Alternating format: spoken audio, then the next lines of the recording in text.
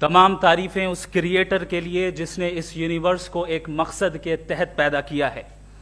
Respected جناب جاوید اختر صاحب, mister Saurabh Dwivedi اور respected audience, thank you all for being here today.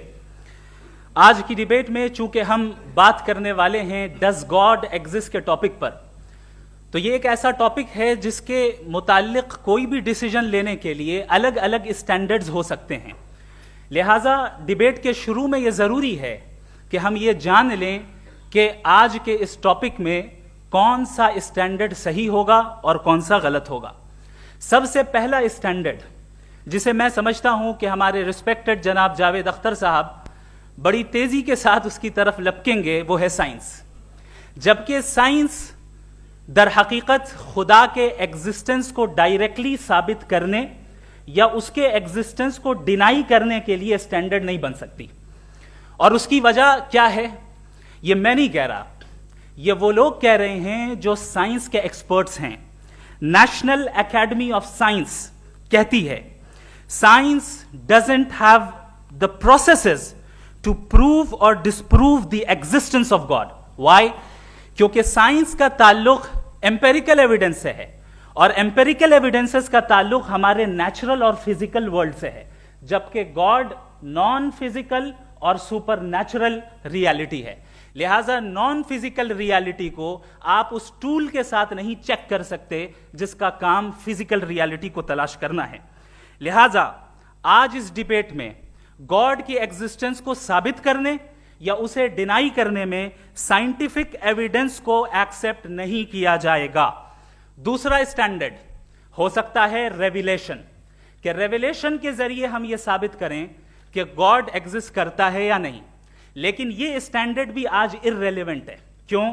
کیونکہ ریویلیشن میرے نزدیک سورس آف نالج ہے, ویلڈ سورس آف نالج ہے, لیکن ہمارے جاوید اختر صاحب کے نزدیک یہ ویلڈ سورس آف نالج نہیں ہے.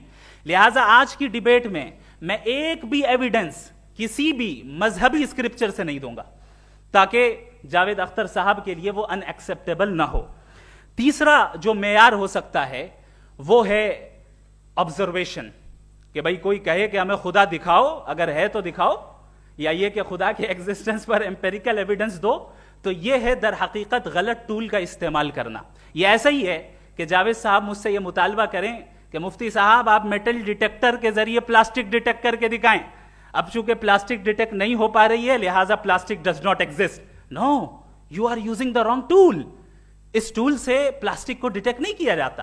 لہٰذا میں سمجھتا ہوں کہ گاڈ کے ایگزسٹنس پر ایمپیریکل ایویڈنس کا مطالبہ کرنا ایک بچکانہ مطالبہ ہے, اور ہمارے رسپیکٹڈ جناب جاوید اختر صاحب اس اسٹیج سے اب بہت آگے نکل چکے ہیں.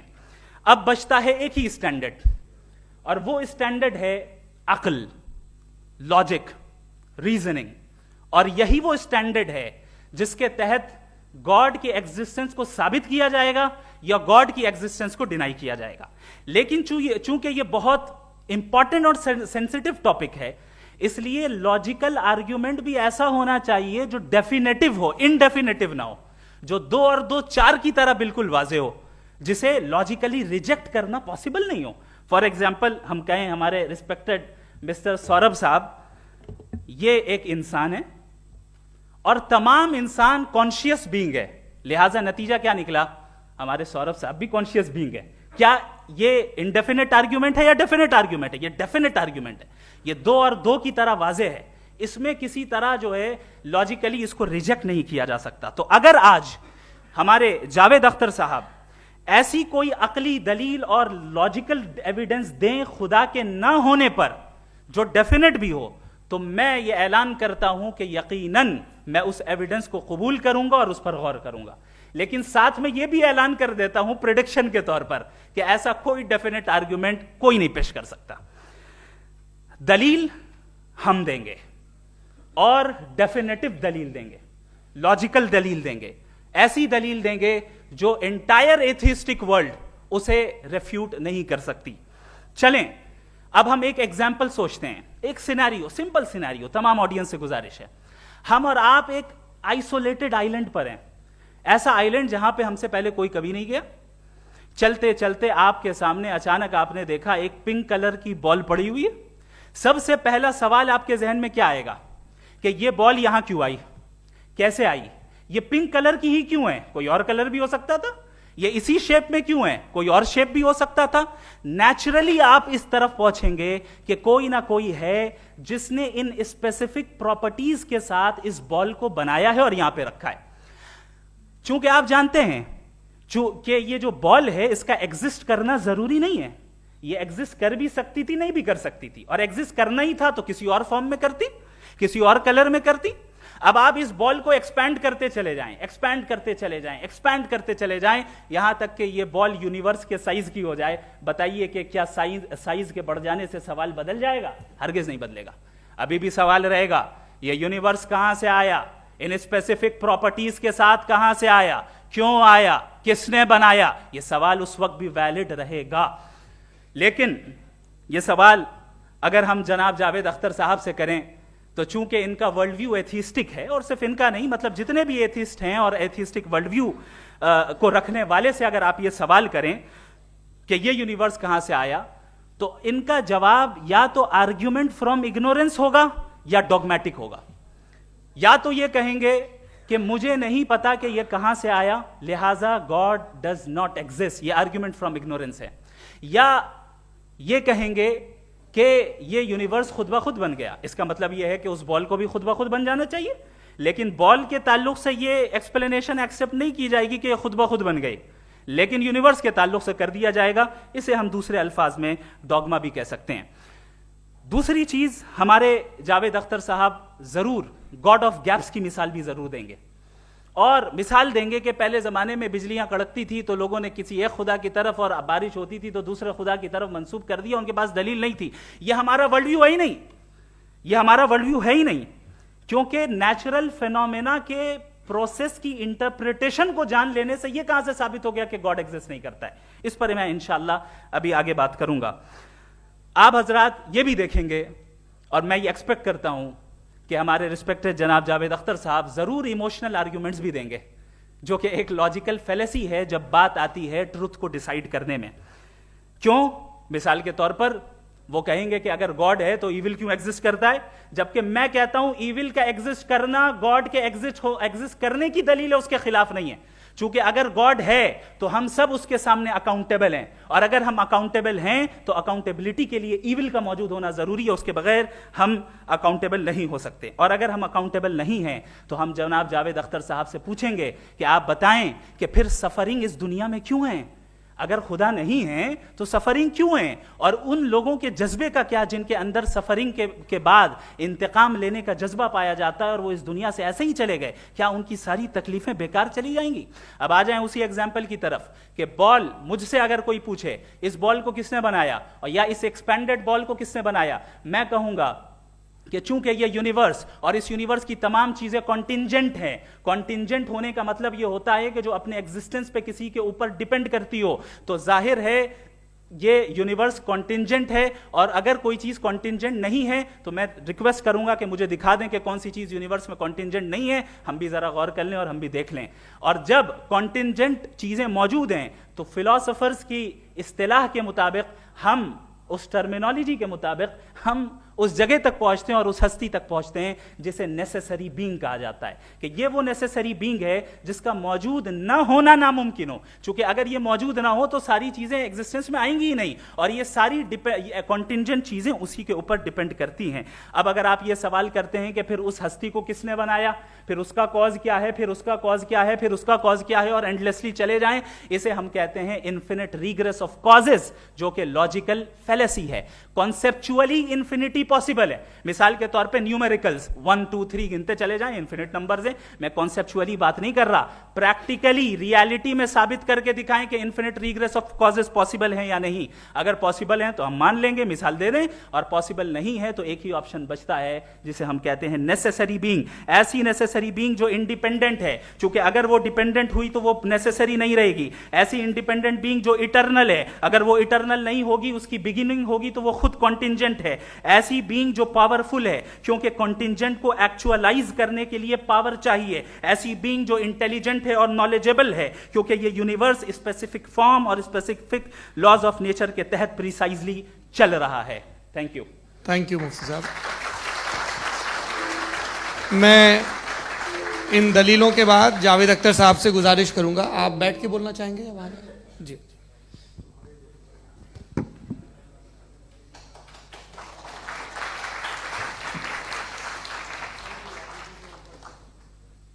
پہلے تو میں مفتی صاحب کو ایک اچھی خبر دینا چاہوں گا کہ میری نالج سائنس کے بارے میں بڑی معمولی ہے, تو آپ فکر نہ کریں اس کی, لیکن کچھ کامن سینس ہے مجھ میں. دیکھیے, یہ خدا کا تصور کوئی نیا تصور نہیں ہے, یہ صدیوں سے رہا ہے. یہ کچھ ریلیجن 3000 سال پرانے ہوں گے, 4000 سال پرانے ہوں گے, لیکن انسان کوئی 10,000 12,000 سال سے ایگزسٹ کرتا ہے ہومو سیپین کی شکل میں, اور ہمیشہ کچھ نہ کچھ مذہب رہے. یہ مذہب جاہلوں کے نہیں تھے, یہ مذہب ایک ایسی گریک سوسائٹی کے تھے جہاں بڑے بڑے فلاسفرز پیدا ہوئے. یہ مذہب ایجپشینز کے تھے جنہوں نے پیرامڈز بنائے تھے. یہ رومنز کے تھے کہ جن کا آرکیٹیکچر اور سینٹ یعنی پہلی بنیاد ڈیموکریسی کی لمیٹڈ تھی مگر ڈیموکریسی تھی, یہ ان لوگوں نے کیے تھے. تو ان کا جو جوپیٹر تھا, را تھا, زیوس تھا, انہیں اس پہ اتنا ہی اعتماد تھا جتنا آج کسی مذہبی آدمی کو اپنے خدا پہ ہوگا. کرسچینٹی آنے سے پہلے یورپ میں ایک مذہب تھا جرمینک ریلیجن.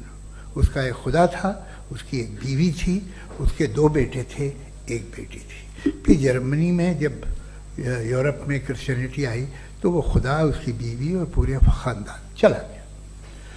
تو ہم نے اگر ہم ہسٹری دیکھیں تو خدا جو ہیں وہ زیادہ تر فانی ہیں, وہ ہمیشہ رہے نہیں. اور وہ جو لوگ انہیں مانتے تھے ان کو آپ کہیں وہ تو جاہل تھے, انہیں تو کچھ پتہ ہی نہیں تھا. ایسا نہیں ہے, وہ اپنے وقت میں بڑے قابل لوگ تھے اور اپنے وقت میں انہوں نے بڑے بڑے کام کیے ہیں. فلاسفرز تھے, سائنٹسٹ تھے, لیکن ان کا مذہب کہاں گیا, ان کے خدا کہاں گئے؟ آج جو خدا ہیں دنیا میں لوگ انہیں مانتے ہیں. آپ کو کیا معلوم کہ کتنے برسوں کے بعد کیا ہونے والا ہے؟ ہم یورپ میں دیکھتے ہیں تو چرچ خالی ہیں. تو وقت کے ساتھ چیزیں بدلتی ہیں. جہاں تک اس کا تعلق ہے مذہبوں کا, ہر مذہب آپ سے ایک چیز مانگتا ہے, فیتھ. یہ فیتھ کیا چیز ہوتی ہے؟ What is the difference between faith and belief? یہ تو بہت ہی احمقانہ بات ہوگی کہ کوئی آدمی کہے صاحب اگر خدا ہے تو مجھے دکھائیے. یہ تو جاہلانہ بات ہوئی. میں نے تو نارتھ پول نہیں دیکھا ہے, مگر میں مانتا ہوں کہ نارتھ پول ہے. میں کیوں مانتا ہوں؟ اس لیے کہ اگر یہ دنیا راؤنڈ ہے تو اس کا کوئی ٹاپ ہوگا. کچھ لوگ ہیں جو وہاں گئے بھی ہیں, کامن سینس کہتا ہے کہ ایسا ہوگا, ثبوت ہے, گواہ ہے, ریزن ہے. تو یہ میرا فیتھ نہیں ہے. تو فیتھ میں اور بلیف میں ڈفرنس کیا ہے؟ جو مذہب مانگتا ہے آپ سے, ہر مذہب فیتھ مانگتا ہے. فیتھ کا مطلب یہ ہے کہ نہ کوئی گواہ ہو, نہ کوئی ثبوت ہو, نہ کوئی ریشنل ہو, نہ کوئی لاجک ہو, نہ کوئی پروف ہو, مگر تم ایک بات کو مانو. یہ ہے فیتھ. ورنہ بلیف ہوتا. اگر اس میں کچھ بھی ثبوت ہوتے, گواہ ہوتے, تو پھر اسے آپ بلیف کہتے. جیسے میرا بلیف ہے کہ نارتھ پول ہے, میرا فیتھ تھوڑی ہے. فیتھ ان تمام شرطوں کو رد کرتا ہے. تو پھر اسٹوپیڈیٹی کیا ہے؟ اگر میں ایک بات ایسی مانوں جس کی نہ کوئی لاجک ہے, نہ کوئی ریشنل ہے, نہ کوئی پروف ہے, نہ کوئی گواہ ہے, نہ کوئی ثبوت ہے, اور میں اسے مانوں, تو یہ اسٹوپیڈیٹی ہوئی. اسے ہی بھائی کل کو میں یقین کر لوں کہ ایلون مسک جو ہے میرا بھائی ہے تو مجھے انتہائی خوشی ہوگی, سکون بھی بہت ملے گا مجھے. لیکن اور کہے بھائی کیوں مانتے ہو, کیا ثبوت ہے؟ بھائی وہ تو امریکن ہے اور تم تو انڈین ہو, وہ تو نسل الگ ہے, تمہیں کبھی ملے بھی نہیں. صاحب دیکھیے میرا فیتھ ہے, اس پہ بات نہ کیا.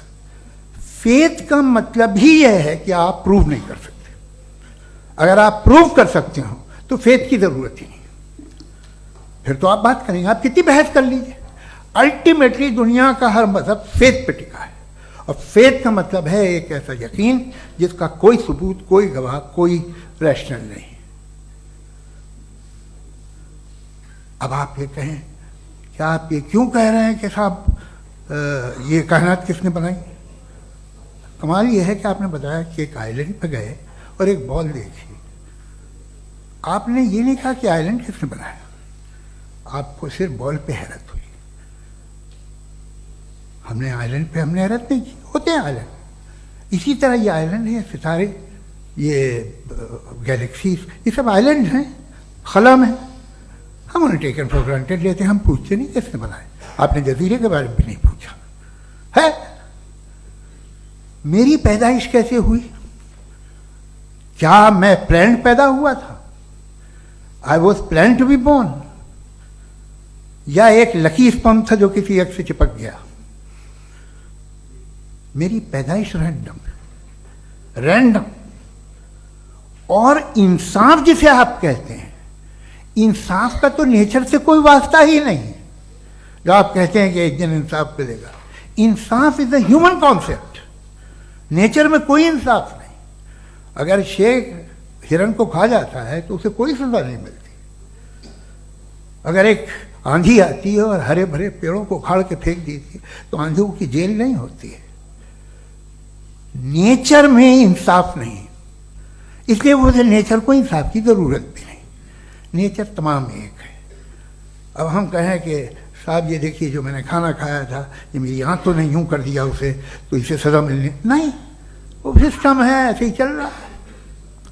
نیچر بغیر انصاف کے ہے. انصاف از اے ہیومن کانسیپٹ. تو جو آپ سے کہتا ہے کہ میں تمہیں انصاف دوں گا وہ انسانی ذہن کی پیداوار ہے. یہ نیچرل ہے ہی نہیں، یہ آسمانی ہے ہی نہیں. نیچر کا تصور، انصاف کا تصور.